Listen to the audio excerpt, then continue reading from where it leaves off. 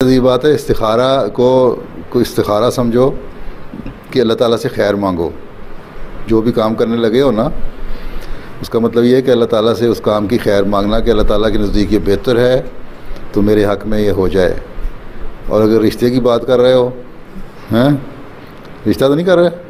नहीं सर। नहीं, अच्छा फिर किस बारे में इस्तिखारा करना है? दूसरा ये है कि नमाज रात को सोने से पहले 2 नफल पढ़ो। तुम्हें ज़्यादा लंबी दुआएं और नहीं बताता मैं। 2 नफल पढ़ो और उसमें अल्लाह ताला से दुआ करो और इस्तिखारा करके सो जाओ। और कई दिन कम से कम बाज़ लोग 40 दिन भी रखते हैं, बाज़ तीसरे चौथे दिन बाज़ बातों की तसल्ली हो जाती है। अगर तुम्हारे दिल को तसल्ली हो जाती है किसी बात की ज़रूरी है, तुम्हें ज़रूरी नहीं कि अल्लाह ताला ख़बरें पहुँचाने के लिए नहीं इस्तिखारा होता। ख़बर नहीं है इसका नाम। इस्तिखारे का मतलब ये कि अल्लाह ताला से खैर मांगना कि जो काम मैं करने जा रहा हूँ उसमें अगर मेरे लिए खैर है तो मेरे लिए आसानी के समान पैदा फरमा दे।